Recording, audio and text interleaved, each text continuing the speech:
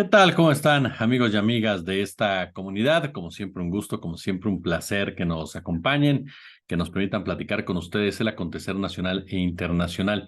Hoy tenemos tres cápsulas, tres entregas durante esta noche, y la primera de ellas tiene que ver con la oposición, con la política nuestra de cada día y los pasos que se están dando hacia adelante y hacia atrás, tanto en Movimiento Ciudadano como en la alianza entre el PAN, PRI y PRD.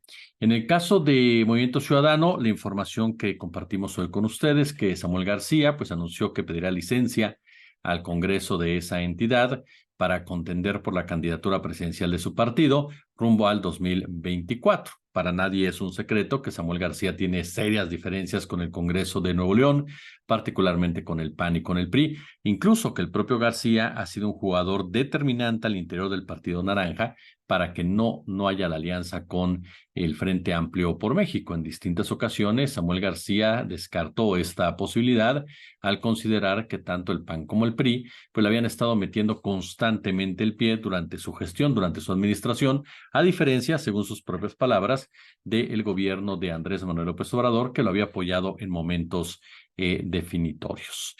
Samuel García, junto con Jorge Álvarez Maínez, junto con otros integrantes de MC, contrario a lo que hizo en su momento Enrique Alfaro, que como siempre finalmente se echó para atrás, pues sí se manifestaron en contra de ir con el PRI siquiera a la esquina y de no hacer ningún tipo de pacto o alianza con el Partido de Acción Nacional, al considerar que se había vuelto pues algo muy similar, ¿no?, al tricolor. Incluso ellos consideraban que en la realidad el PAN era la rémora del PRI y no viceversa, como muchos de nosotros hemos comentado. Ahorita vamos a comentarle más sobre Samuel García. El otro tema, sin duda alguna, es lo que está pasando con Xóchitl Gálvez. Cuando vi el video en donde Xóchitl Gálvez se cae de la silla, literalmente, no toca el suelo, no la chupa el diablo, como se dice coloquialmente, porque luego reacciona Sandra Cuevas, imagínense.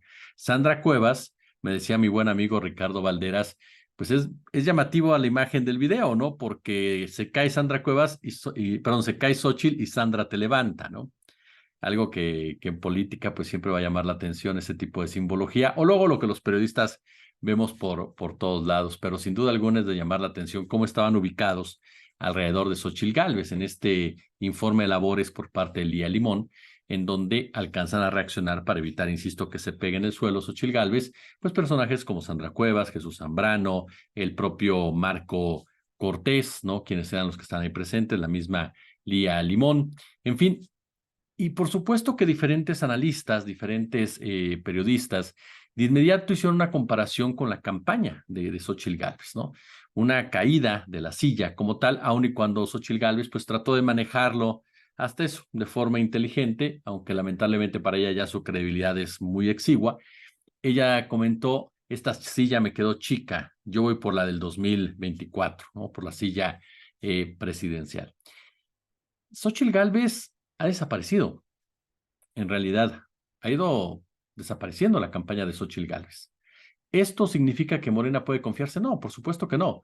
Van a relanzarla, como ya lo anunciaron, esto para el mes de noviembre, porque ahora la oposición ha estado manejando este discurso de que todavía no empieza, ¿no? Aun y cuando ellos fueron los que armaron el tiro y dijeron que había tiro y adelantaron sus tiempos para que las cosas empezaran igual y demás, bueno, aseguran que todavía no empieza y que será en noviembre cuando realmente pues se pongan las pilas. La gran pregunta es, ¿dónde está el coordinador de campaña Xóchitl Gálvez? Hoy por hoy todavía no vemos a Santiago Krill Miranda, ni ningún trabajo de Santiago Krill Miranda para poder fortalecer una candidatura que se está evaporando, contrario a lo que pasa con la de Claudia Sheinbaum, quien ha ido ganando constantemente espacios y sin duda alguna ha ido generando discusiones. Entonces, sí me parece que aquí hay varios factores que analizar con esta candidatura de Xóchitl Gálvez. ¿La van a cambiar? Yo se lo he dicho, para mí no lo descartaría para nada. Sin embargo, tampoco creo que sea la solución.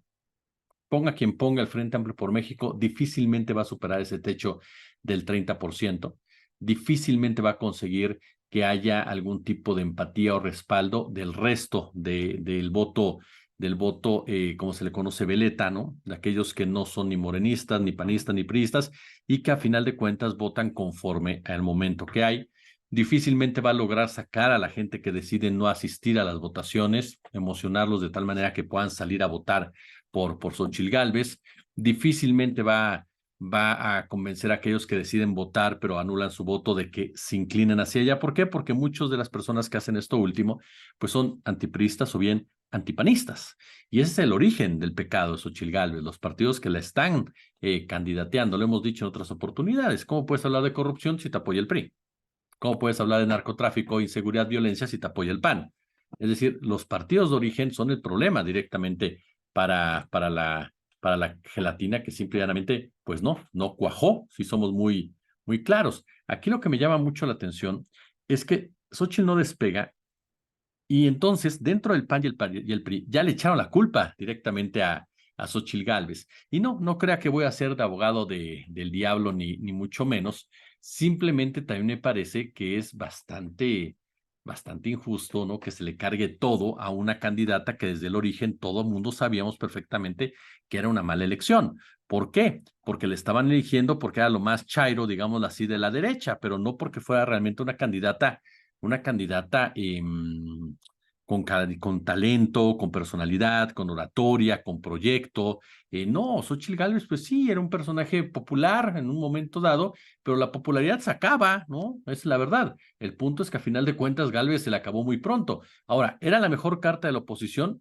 Pues, a ver, tenían a Lili Téllez, ¿no? Que es una radical de derecha, que a lo mejor hubiera gozado del apoyo de un sector radical de la misma. Santiago Krill, un viejo lobo de la política que no gana absolutamente nada, o sea, que es un perdedor en la política mexicana en materia electoral, el otro porque es un negociazo. Enrique de la Madrid, ¿no? Que es un junior, con todo el respeto para Enrique de la Madrid, es un junior, así es percibido. Entonces, en realidad, pues tal vez Beatriz Paredes hubiera sido, pero es priista, y al ser priista, volvemos a lo mismo, difícilmente alguien, por mucho que reconozca la trayectoria de Paredes, va a ir sobre Paredes, cuando en realidad es parte del tricolor. Xóchitl, pues sí, podría haber creado una campaña capelara al votante de izquierda en vez de solo el voto anti López Obrador, ¿no? De hecho, me parece que ese es uno de los grandes errores de Xóchitl Gálvez, que se centró tanto en el anti-López Obradorismo que se olvidó precisamente que ese voto pues ya lo tenía ganado, esa es la verdad. Ahora, ni el PRI ni el PAN, ni los equipos de publicistas, asesores, empresarios, medios que impulsan a Xóchitl Gálvez tampoco lo entendieron, porque ellos se basaron también por el odio y el estómago de Claudio X González, en simplemente centrarse en un discurso anti López Obradorista, ¿no? Esa es la realidad. Y aquí viene rápidamente este punto para cambiar ya con Samuel García. A ver, la mayoría de este país siente un disgusto por el PAN y por el PRI. Así de claro. El PAN y el PRI la llevaron a tomarse fotos con sus políticos peor evaluados.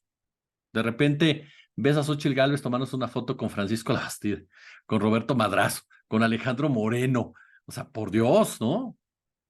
Juntos eran como 100 años de prisión. O luego la lleva el PAN con Loyola Vera, con Carlos Medina Plasencia, con Romero Hicks, que son lo conservador de lo conservador. Es decir, el PAN hizo que se desdijera de su agenda de género, que le había granjeado por ahí en cierto lugar entre los progres de media clase, de clase media, ¿no? Cuando de plano dijo, no, pues yo respeto todas las posturas, pero no, yo soy también candidata del PAN y no puedo dar una postura a favor del aborto. O sea, se acabó, o sea, totalmente. Se acabó. Entonces, ya ese es un punto determinante, fundamental. Ahora, dos, la sociedad civil que supuestamente la apoya. Claudia X González, Marilena Morera, María Amparo Casar, personas que tienen serios problemas con la gran mayoría de los mexicanos porque son percibidas como corruptas, como gente de Genaro García Luna, como un empresario elitista que tiene un problema personal con Andrés Manuel López Obrador. Entonces, eso lo que provocó es que Gálvez fuera vista como confrontativa, como elitista, como pro empresarial, es decir, una persona de derecha, con lo cual se acabó completamente la imagen de izquierda que querían estructurarle a Xóchitl Gálvez. Y lo peor es cuando empezó a viajar por todos lados, ¿no? Y a tomarse fotos ficticias recogiendo piñas o fresas. O sea, el estilo de Ricardo Anaya, que no se dan cuenta que Ricardo Anaya tampoco le funcionó. O sea, tampoco le funcionó a Ricardo Anaya. Xóchitl Gálvez no pegó ni pegará por una sencilla razón, porque no tiene partidos políticos serios y creíbles que la apoyen y porque ella, como candidata, es muy mala. Y es muy mala porque es muy hipócrita, porque se vende como algo que no es. Tal vez si hubiera sido más honesta y dijera, soy empresaria, soy de derecha, estoy a favor de esto, estoy a favor del otro, hubiera podido generar algo. Pero al querer copiar tanto a la 4T sin ser de la 4T, con un discurso anti-4T, pues sinceramente me parece que dejó en claro su falsedad. Y en el caso de Samuel García, a ver, Samuel García es un personaje de verdad pintoresco de la política mexicana. Como gobernador llegó al poder gracias a que se cayó la candidata de Morena, a la que le vincularon directamente con Nexium, a que se cayó el candidato del PRI al que vincularon con el narcotráfico, a que tiene una esposa muy inteligente que sabe manejar perfectamente lo que es la publicidad, la estrategia de ventas, la imagen, logró posicionarlo perfectamente, logró jalarle muchos votos Mariana Rodríguez a Samuel García y ganó de una manera sorpresiva. Pero a partir de ahí fue un gobernador caricaturesco, risible, que constantemente daba nota para que todos nos riéramos. ¿Por qué? Porque desde su nuevo Nuevo León, sus canciones que tocaba, la forma en cómo se expresaba, la gira que hizo cuando no tenía agua, en fin, las tonterías que salían de su boca, quedó claro que Samuel García pues era un personaje literal y si no hubiera nacido lo hubiéramos tenido que inventar para crear la política la mexicana, ¿no? Eso me queda clarísimo. Pero de ahí a pensar que puede ser un candidato presidencial, yo no sé quién le está hablando al oído a Samuel García. Yo creo que se creyeron lo que el PG les dijo, lo que Andrés Manuel López Obrador les dijo. López Obrador de plano agarró y les dijo, oye, cualquiera de ellos puede con Morena, y ya se la compraron. O sea, ya Samuel García dijo, no, pues claro que puedo. Si a esto le agregamos que en las encuestas alcanza un 7%, que no es desechable, un 7% en promedio, pues obviamente Movimiento Ciudadano dijo, aquí soy y por aquí le voy a buscar, aun y cuando he sido un pésimo gobernador que dejo muchísimos, pero muchísimos pendientes detrás de mí y que realmente no tengo la fortaleza para buscar la victoria en la presidencia de la República. Ahora, la pregunta es, ¿quieren la presidencia de la República o quieren crecer? Y en ese marco, lo comentábamos en otra ocasión, recuerdan, Samuel García es una opción. ¿Y por qué es una opción? Porque es un político joven. Es un político que puede quedar en tercer lugar sin ningún problema, garantizar ese 7%, 8%, 9%, según los votos como se van moviendo y según las encuestas, garantizar esa votación y prepararse para el 2030.